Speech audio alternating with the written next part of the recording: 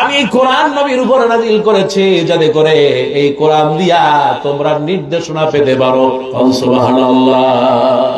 কোরআন দিয়ে যদি পার্লামেন্ট সাজানো হয়, আল্লাহর কসম করে বলি এই জমিনে দুর্নীতি কমে যাবে। কথা বল ঠিক কিনা?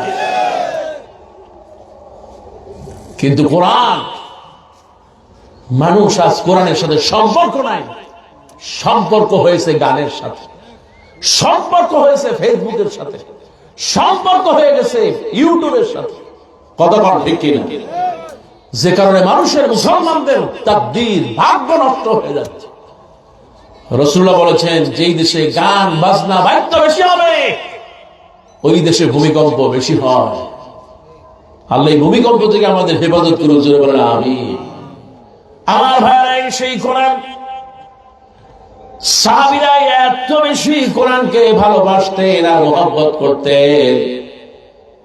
আল্লাহ নবীর সাহাবী হযরত আব্দুল্লাহ যুল বাজাদাইন, এই সে আব্দুল্লাহ আরেক চাচার ঘরে লালিত পালিত হচ্ছেন, বাবা নাই। ইসলাম কবুল করবেন চাচার ভয়তে পারেন না। এবার চাচাকে জিজ্ঞেস করলেন, চাচাজি মুহাম্মদ সাল্লাল্লাহু আলাইহি ওয়াসাল্লাম আল্লাহর নবী, এ ব্যাপারে আপনার কি মনে হয়? বলে, আমারও তো তাই মনে হয়। যদি তাই মনে হয় তাহলে আপনি ঈমান আনবেন কিনা? বলে, কখনো ঈমান আনবো না। এবার আব্দুল্লাহ, তার নাম হলো আব্দুল উজ্জা, আব্দুল উজ্জা বলতেছি, ও চাচা, বছরের পর বছর অপেক্ষা করতেছিলাম আপনি ইসলাম কবুল করবেন, তারপরে আমি ইসলাম কবুল করব। কিন্তু আপনি যখন ইসলাম কবুল করলেন না আর কবুল করবেন না বলে দিয়েছে, আমি আপনাকে সাক্ষী রেখে ইসলাম কবুল করলাম। তিনি পড়ে দিলেন, লা ইলাহা ইল্লাল্লাহু মুহাম্মাদুর রাসূলুল্লাহ সাল্লাল্লাহু। চাচা বলতেছে, ভাতিজা তুমি কি জানো এর পরিণাম কি? বলে, না জানি না। চাচা বলতেছে, ভাতিজা এর পরিণাম হলো তোমাকে যে জায়গা জমি টাকা পয়সা ওট বছর যা দিয়েছি সব ফেরত দেওয়া লাগবে। বলে, রাজি আছি, কোনো অসুবিধা নাই। বলে, শুধু চাই না, এই বাড়ি থেকে বের হয়ে যাওয়া লাগবে। বলে, তাও রাজি আছি। এবার চাচা বলতেছে, ওরে আব্দুল উজ্জা, তোকে আমি ছোট কাল থেকে লালন পালন করে বড় করেছি, তোর গায়ের যে জামা আর পরনের লুঙ্গি ওটাও আমার টাকা পয়সার। এবার ঈমান বাঁচানোর জন্য আমার আল্লাহর নবীর মুহাব্বতে একটু তাকায় দেখেন, আব্দুল উজ্জা ঈমানের জন্য জামা লুঙ্গি খুলে দিয়া ওই অবস্থায় বের হয়ে গেলে। মায়ের কাছে চলে গেলেন। মা বলতেছে, বাবা রে, তোমার এই অবস্থা কেন? ও গো মা, ঈমানের জন্য কিছুই আনতে পারি নাই, সব আমি রেখে দিয়েছি, আমি কি করব বাবা? মা গো, কিচ্ছু চাই না, একটু কম্বল আমারে দাও। মা একটু কম্বল দিলেন, তার অর্ধেক পড়লেন, অর্ধেক গায়ে দিলেন। এবার হাঁটতে হাঁটতে মদিনায় চলে গেলেন। আহারে, পা দুইটা ফেটে ফেটে রক্ত বের হয়ে জোর জোর করে রক্ত পড়ে। মসজিদ নববীর সামনে বসে আছি, আল্লাহ নবী মসজিদে ঢুকবেন, হঠাৎ করে লক্ষ্য করলেন একটা যুবক, উস্কো খুস্কো চেহারা, শরীরটা ফেটে আছে, পা দুইটা যেন রক্তাক্ত হয়ে আছে। জিজ্ঞেস করলেন, তুমি কে? বলে, হুজুর আমি আব্দুল উজ্জা। তোমার এই অবস্থা কেন? বলে, ইয়া রাসূলুল্লাহ, ইয়া হাবিবাল্লাহ, ঈমান আনতে গিয়ে জায়গা জমি টাকা পয়সা কিছুই পাই নাই, মায়ের ওই কম্বলখানা নিয়ে চলে এসেছি। আল্লাহ নবী মসজিদে ঢুকলেন, আর সাহাবীদের কি বলবো, সাহাবীরা, তোমরা আব্দুল উজ্জাকে তোমরা কোরআন তেলাওয়াত শিখাবা। আমার আল্লাহ নবী এবার বললেন, তোমার নাম আব্দুল উজ্জা নয়, তোমার নাম হলো আব্দুল্লাহ। আল্লাহর কাছে সবচেয়ে প্রিয় নাম হলো দুইটা, আব্দুল্লাহ ও আব্দুর রহমান। সুবহানাল্লাহ। কিন্তু আমার দেশে ছেলেদের মেয়েদের নাম শুনলে মনে হয় যেন শয়তানে বমি করে। কি আছে না নাই? বল্টু, পল্টু, লালটু, ফিল্টু, বিল্টু, কুলটু, গেলটু। আহা, মেয়েদের নাম শুনলে শয়তানও হাসে। নাম রাখবেন, ছেলে হোক মেয়ে হোক, প্রথম হক হলো 7 দিনের মধ্যে আকিকা করে তার নাম রাখা। জিনেরা 40 দিনের মধ্যে তাদের নাম রাখে। সুবহানাল্লাহ। আমার ভাইয়েরা, মা বাবার প্রথম হক হচ্ছে সন্তান দুনিয়া আসবে, আযান দিবে, আল্লাহর শুকর আদায় করবে, এরপরে সাধ্য অনুযায়ী ছাগল কিংবা গরু জবাই করে তারপরে তারা আকিকা পালন করবে, সুন্দর নাম রাখবে। আল্লাহ আমাদের যে সন্তানগুলো সুন্দর সুন্দর নামের আল্লাহ বাচ্চাদেরকে কবুল করে বলি আমিন। এবার আল্লাহ নবীর সাহাবী আব্দুল্লাহ মসজিদে নববীর ভিতরে আহারে জোরে জোরে কোরআন তেলাওয়াত করতেছে। আমার আল্লাহ নবীর সাহাবীরা তাকে কোরআন শেখালেন, তিনি কোরআনের পাগল হয়ে গেছে। দিনের বেলা কোরআন পড়েন, রাতে কোরআন পড়েন, ঘুমাতে যাওয়ার আগে কোরআন পড়েন। আমার আল্লাহ নবীর বিশ্ব নবীর সাহাবীরা যারা আহলে সুফায় বলেন, ইয়া রাসূলুল্লাহ, এই আব্দুল্লাহ এত জোরে জোরে কোরআন তেলাওয়াত করে যে আমরা ঘুমের ডিস্টার্ব হয়, ঘুমাতে পারি না। সাহাবীরা বললেন, ও সাহাবীরা, তোমরা আব্দুল্লাহকে জোরে জোরে কোরআন তেলাওয়াত করতে দাও। তার কারণ হলো তার ঈমানটা বড় দামের ঈমান। ঈমান আনার কারণে জায়গা জমি উট বাছুর সব হারিয়েছে, পরনের লুঙ্গি পর্যন্ত পায় নাই। তারে জোরে জোরে তেলাওয়াত করতে দাও। কোন সুবহানাল্লাহ। তেলাওয়াত করলে মর্যাদা বাড়ায় দেয় কে? ও আমার ভাইরা, তাবুক যুদ্ধের দামামা বেগে উঠেছেন। সাহাবীরা টাকা দেয়, পয়সা দেয়, মহিলারা নাকের ফুল, কানের দুল, হাতের বালা, গলার বালা খুলে দেন। স্তূপ হয়ে গেছে, সবাই যার যার মতো দান করতেছে। এবার আল্লাহ নবীর সাহাবী আব্দুল্লাহ চক্ষু ভেজা, কণ্ঠটা নরম করে বললেন, ইয়া রাসূলুল্লাহ, ইয়া হাবিবাল্লাহ, যুদ্ধের জন্য সাহাবীরা, মহিলারা, পুরুষেরা অনেক অনেক করে দান করতেছে, কিন্তু আমি আল্লাহর এমন এক বান্দা, কিছুই তো দিতে পারলাম আল্লাহ। ওগো আল্লাহ নবী, আপনি একটু আমার জন্য দোয়া করেন, আমি যেন যুদ্ধের ময়দানে গিয়ে শহীদ হয়ে যাই। আমার আল্লাহ নবী বলেন, ওরে আব্দুল্লাহ, একটু খেজুরের বাকল নিয়ে আসো। আব্দুল্লাহ খেজুরের বাকল নিয়ে আসলেন, আল্লাহ নবী তার হাতে বেঁধে দিলেন আর বললেন, আল্লাহ গো, আমি আব্দুল্লাহ রক্ত কাফেরদের জন্য হারাম করে দিলাম। আব্দুল্লাহ কেঁদে জারজার হয়ে যাচ্ছে, ইয়া রাসূলুল্লাহ, আমি চাইলাম যুদ্ধে শহীদ হব, আর আপনি আমার রক্ত কাফেরদের জন্য হারাম করে দিলেন। আল্লাহ নবী বললেন, ওরে আব্দুল্লাহ, তুমি কোরআনের সাথে এত সম্পর্ক আর মহব্বত আর ভালোবাসা, যুদ্ধে যাওয়ার জন্য যে নিয়ত করেছো, তোমার নিয়তটা এত বেশি কবুল হয়ে গেছে। তোমার মৃত্যু যদি এই জ্বরের ভিতরে হয়, আল্লাহ তোমাকে শাহাদাতের মর্যাদা দিয়ে দিবে। আমার ভাইরা, আল্লাহ নবী যুদ্ধে গেলেন, যুদ্ধ থেকে আসার পর শুনলেন আব্দুল্লাহ জ্বর ভোগ করে মারা গেছে। বিশ্ব নবী বললেন, জানাজার ব্যবস্থা করো, দাফন কাফনের ব্যবস্থা করো। আমার আল্লাহ রাব্বুল আলামিন, আল্লাহ নবী বিশ্ব নবী রাহমাতুল লিল আলামিন তার জানাজার নামাজ পড়ালেন। নবীজি কবরের ভিতরে নামলেন, তারপরে সাহাবীদেরকে বললেন, তোমার ভাইকে নিয়ে আসো।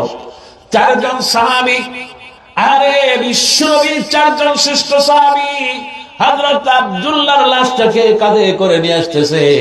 তার একজন হযরতে আবু বকর, আর একজন হযরতে ওমর, আর একজন হযরতে ওসমান, আর একজন হযরতে আলী। সুবহানাল্লাহ। কয়জন হলো?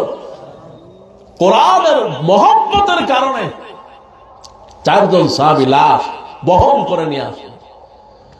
আমার ভাইরা, আল্লাহ নবী বিশ্ব নবী রাহমাতুল লিল আলামিন কবরের ভিতরে নামলেন। হযরত আব্দুল্লাহ লাশটাকে নবীজি কবরে শোয়াই দিয়া আল্লাহ নবী তার কপালে চুমু খেয়ে, তারপরে নবীজি তার বুকটা কাপড় লাগায় দিলেন।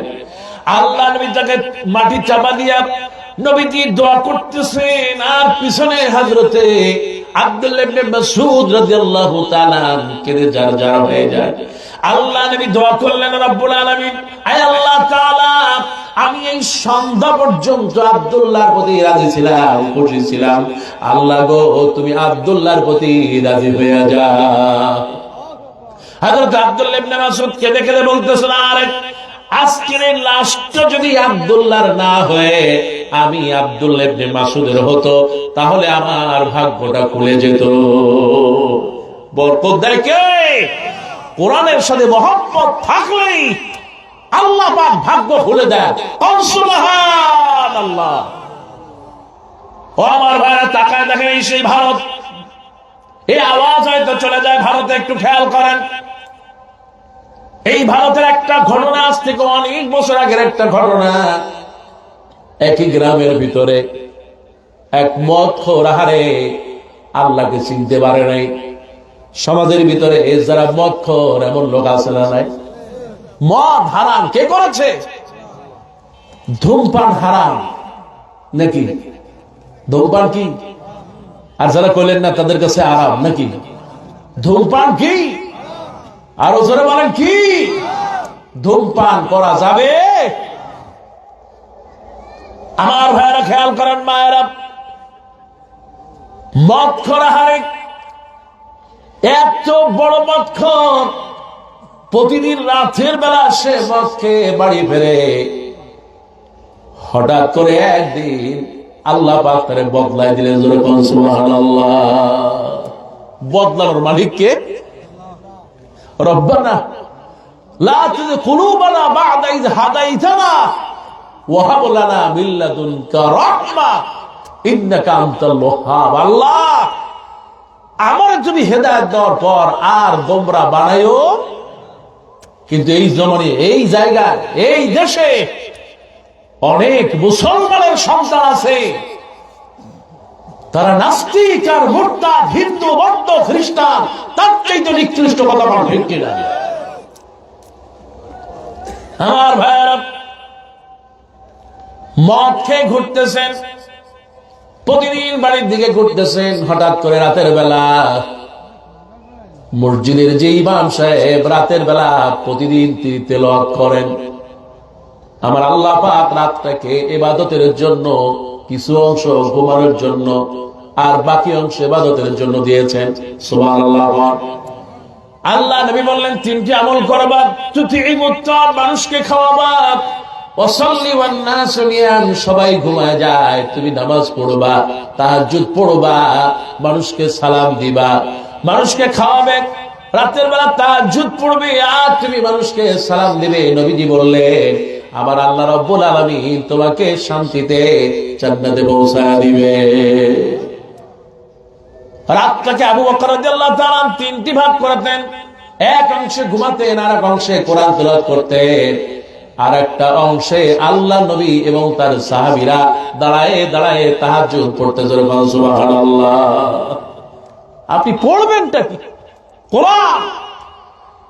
এর চেয়ে মহব্বতের কিতাব আর কিছু হতে পারে?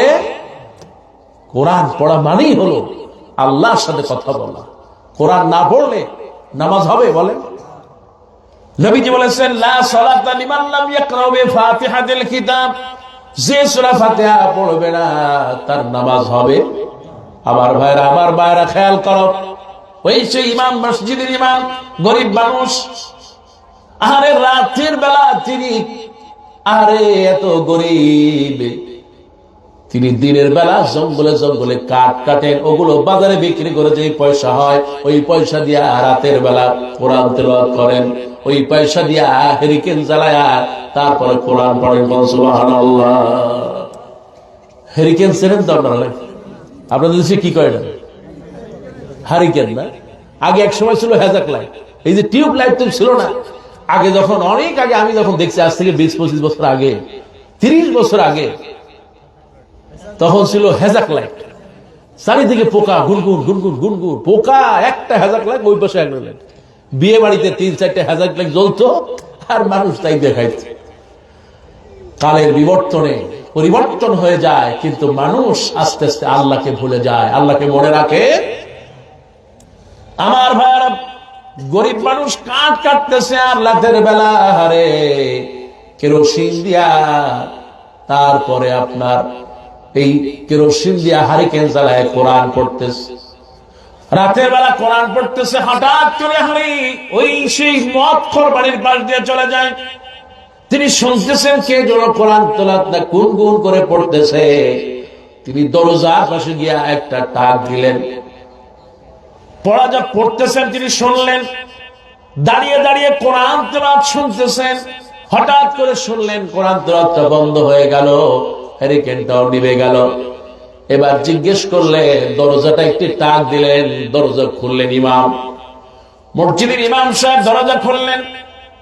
তিনি দরজা খুলে গন্ধ পেলেন, তার কারণ আলো তো নাই। তিনি গন্ধ পেয়ে বুঝতে পেরেছেন এটা হলো এই এলাকার নাম করা মদখোর। কারণ মদ যে খায় সে সামনে আসলেই বোঝা যায় এটা একটা মদখোর। কথা বল ঠিক না? যে বিড়ি খায়, মদ তো দূরে থাক, যে বিড়ি খায় তার জামা দিয়াও বিড়ি গন্ধ হয়। হ্যাঁ মুসলমান ঠিক না? যেই মসজিদে নামাজ পড়ে সে যদি জোহরের নামাজ পড়ে আসরের সময় যে জায়গায় সেজদা দেয়, ওই আসরের সময় দেখা যায় ওই জায়গায় গন্ধ এখনো আসতেছে। কথা বল ঠিক না? আমার ভাইয়েরা, আমার মায়েরা, মদখোরের গন্ধ বুঝেই সে ইমাম বুঝতে পারলো এটা মদখোর। জিজ্ঞেস করলেন, আপনি এত রাতে আমার বাড়িতে বিষয়টা কি? বলে, ও ইমাম সাহেব, আপনি কোরআন পড়া বন্ধ করলেন কেন? বলে, আমি কোরআন পড়া তো বন্ধ করতে চাই নাই, কিন্তু আমার পুঁজি তো শেষ হয়ে গেছে। বলে, বুঝলাম না। বলে, আমি তো সারাদিন যে কাঠ কাটি, ওই কাঠ বাজারে বিক্রি করে যে পয়সা পাই, যতটুকু তেল আমি পাই, আমার কেরোসিন যতক্ষণ থাকে ততক্ষণ আমি কোরআন পড়তে পারি, তারপরে আর পড়তে পারি না। এবার মদখোর কাঁপতেছে, আহারে জীবনে কত টাকা আমি আমাদের পিছনে খরচ করলাম, জীবনে কত টাকা আমি হারাম পথে খরচ করে দিলাম, অথচ একজন মানুষ কোরআন তেলাওয়াত করবে, তার কেরোসিন কেনার টাকা পয়সা পর্যন্ত নাই। এবার মদখোরের চক্ষু খুলে গেল। ইমাম সাহেবকে বলল, ইমাম সাহেব, আপনাকে আজকে একটা অনুরোধ করি, যতদিন আমি বেঁচে থাকবো আমি আজ থেকে তওবা করলাম, আমি আর কোনোদিন মদ খাবো না।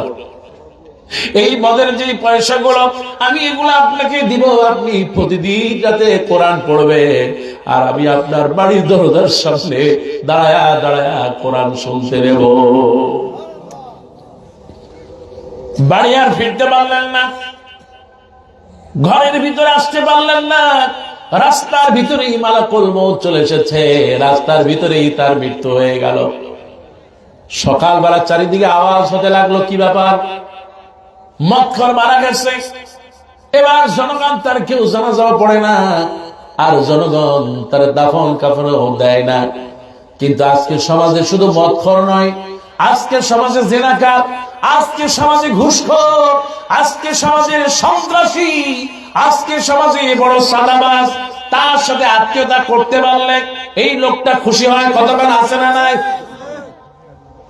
আগে মানুষ যারা সরকারি চাকরি করত, সরকারি ব্যাংকে, মনে করতো সুদখোর, এর সাথে কোরবানি হবে, এটা আগে মনে করতো নাকি?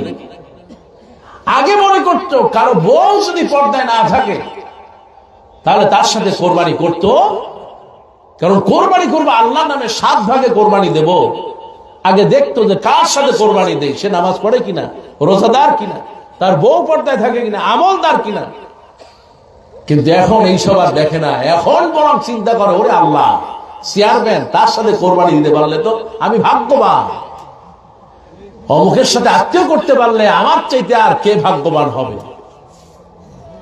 আমার ভাইরা খেয়াল করেন, এবার এই মদখোরকে আর জায়গা দিল না, গ্রামে জঙ্গলে ফেলায় দিয়ে এসেছে। এবার গ্রামবাসী জঙ্গলে যখন তারে ফেলায় দিয়ে আসা হয়, 1 দিন যায়, 2 দিন যায়, 3 দিন যায়। এবার ওই ইমাম সাহেব রাতের বেলা স্বপ্ন দেখেছে, জঙ্গলের ভিতর থেকে একটা লাশ এনে তারে কবর দিয়ে দেওয়া হোক। গ্রামের পাশে আর এক মসজিদের ইমাম একই স্বপ্ন দেখলেন। একই স্বপ্ন কয়েকবার দেখেছেন, কয়েকজন ইমাম দেখেছেন। এবার তারা মিলে ওই জঙ্গলের ভিতরে চলে গেল, যেই জায়গায় মদখোরের লাশটা ফেলে আসলো। আমার ভাইরা চিন্তা করেন একটু, যখন ওই গ্রামের ইমাম মুয়াজ্জিন কয়েকজন মিলে জঙ্গলে চলে গেল, ওই যে এই জায়গায় লাশটা ফেলেছে ওই জায়গায় গিয়েছে। 3 দিন হয়ে গেল, তারপরও শরীরটা পচে নাই, বরং ওই শরীর থেকে ঘ্রাণ বের হচ্ছে। সুবহানাল্লাহ। তওবা করলে কবুল করে কে? কোরআনের মহব্বত থাকলে বরকত দেয় কে? আমার ভাইয়েরা, এবার লাশটা নিয়ে আসা হয় গ্রামে। কি বিবাহ, বিষয়টা কি কিছুই তো বুঝলাম না। আমরা জানি লোকটা মদখোর, কিন্তু আজকের এই অবস্থা কেমনে হলো? এবার ইমাম সাহেব বললেন, আমি কোরআন পড়তেছিলাম, এই কোরআনের প্রতি তার মহব্বত আর ভালোবাসা এত বেশি বেড়ে গিয়েছে, তওবা করে নিয়েছে আমার আল্লাহ পাক, এত বেশি তওবা কবুল করেছে, যেই কারণে তার লাশটা পচে নাই, বরং আল্লাহ পাক ওই লাশের ভিতর থেকে ঘ্রাণ বের করে দিয়েছেন। সুবহানাল্লাহ। এই জন্য কোরআনকে ভালোবাসলে, কোরআনের সাথে মহব্বত রাখলে দিলটা খুলে দেয় কে? আমার ভাইরা, অতীতে অনেক পাপ করেছেন, ভুলে যান, আজকে তওবা করেন, আল্লাহ জীবনে যত গুনাহ করেছি আমাকে মাফ করে দাও। আমার আল্লাহ পাক বলেন, বান্দা যদি 2টা কাজ না করে, 1 নম্বর হলো শিরক করবে না, আর 2 নম্বর হলো মানুষের হক নষ্ট করবে না, এই ছাড়া যত গুনাহ আছে অতীতে আমার আল্লাহ পাক মাফ করে দিবেন। কোন আলহামদুলিল্লাহ।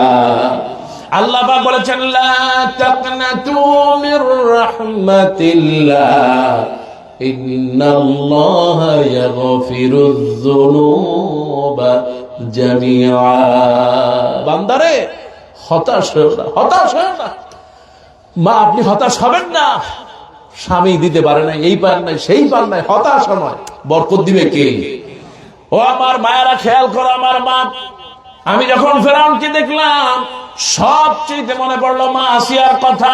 আমার আল্লাহ নবী, বিশ্ব নবী বলেছেন, আফদালুন নিসাই আহলিল জান্নাহ, জান্নাতের ভিতরে শ্রেষ্ঠ নারী হলো 4 জন। যারা বলেন কয়জন? আল্লাহ নবী বললেন, 1 নম্বরে যিনি জান্নাতে যাবে তিনি আর কেউ নন, ফেরাউনের স্ত্রী হযরতে আসিয়া। 2 নম্বরে মা খাদিজা, 3 নম্বরে মা মারিয়াম, 4 নম্বরে যিনি জান্নাতে যাবে তিনি আর কেউ নন, আল্লাহ নবীর মেয়ে হযরতে ফাতেমা। মা, তোমাকেই বলি মা, তুমি 4টি আমল করবে মা। 5 ওয়াক্ত নামাজ পড়বে, রমজানে রোজা রাখবে, স্বামীর আনুগত্য করবে, আর নিজের পর্দা সতীত্ব রক্ষা করবে। আমার আল্লাহ নবী বলেন, ওই মেয়েটি আর ওই আদর্শ পাড়ার ওই এলাকার মেয়েরা যারা এই 4টি আমল করতে পারবে, নবী বললেন যখন মরে যাবে আমার আল্লাহ জান্নাতের দরজা তার জন্য খুলে দিবেন। সুবহানাল্লাহ। মা, খবরদার মা, আমানত নষ্ট করবে না, আমার আল্লাহ বরকত দিয়ে দিবেন। কোন সুবহানাল্লাহ। ও আমার মায়েরা, দুনিয়ায় তো থাকবো না মা, একদিন সবাইকে চলে যাওয়া লাগবে। মা, তুমি যে রঙিন কাপড় পরে ঘরে এসেছো, সাদা কাপড় পরে তোমাকে বের হয়ে যাওয়া লাগবে। গোরস্থানে একটু মাটি বায়না করে রাখে রে, কবরেরই একটু মাটি বায়না করে রাখ। এখনই তোর আসতে পারে, এখনই তোর আসতে পারে চলে যাওয়ার ডাক রে, গোরস্থানে একটু মাটি বায়না করে রাখ, কবরেরই একটু মাটি বায়না করে রাখ রে, গোরস্থানে একটু মাটি বায়না করে রাখ। আল্লাহ আমাদের সকলের মৃত্যুটা ঈমানের সাথে হওয়া তৌফিক দান করো বলে আমিন। আল্লাহ যে কোরআন বললাম, এই কোরআনে কোনো ভুল।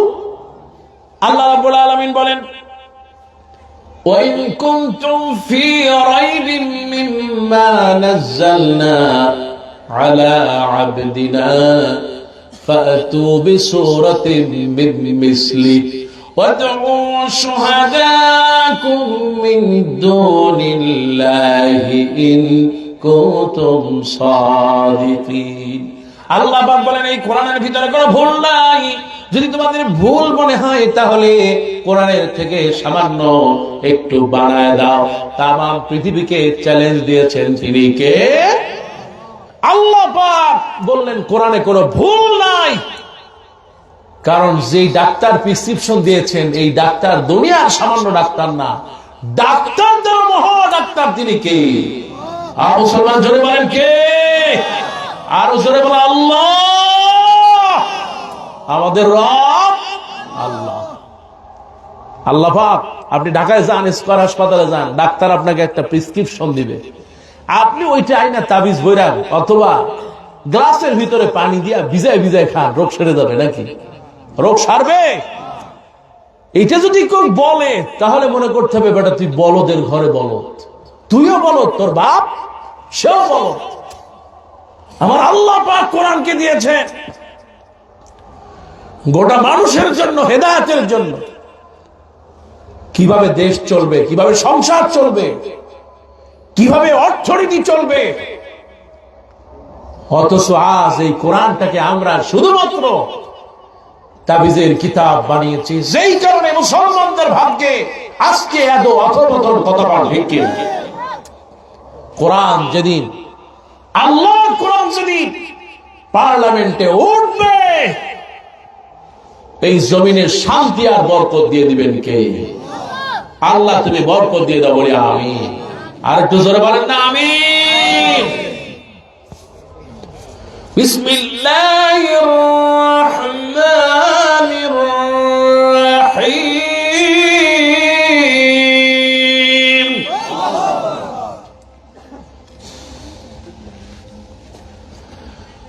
আলিফ লাম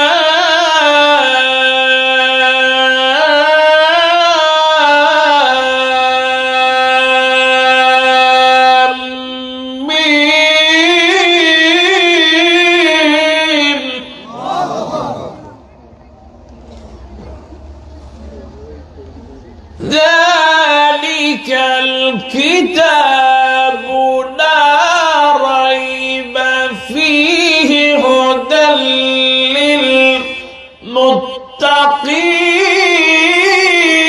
للمتقين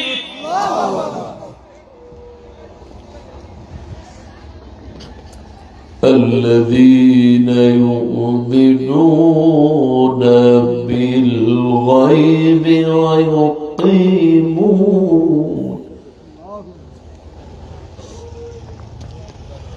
ويقيمون الصلاة ومما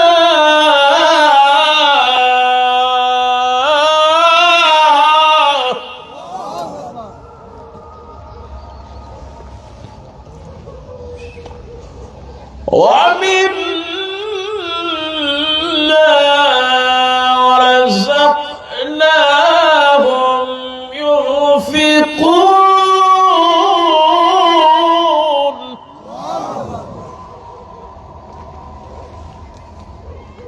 والذين يؤمنون بما أنزل إليك وما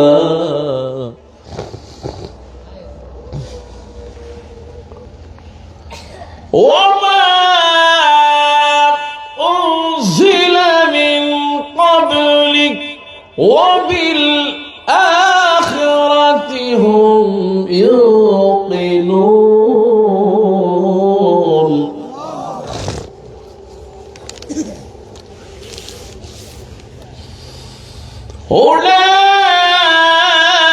أولئك على هدى من ربهم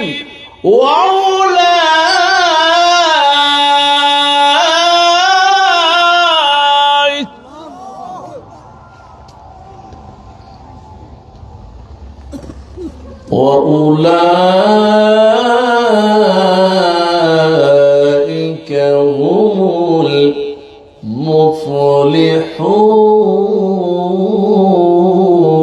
المفلحون. لله تكبير.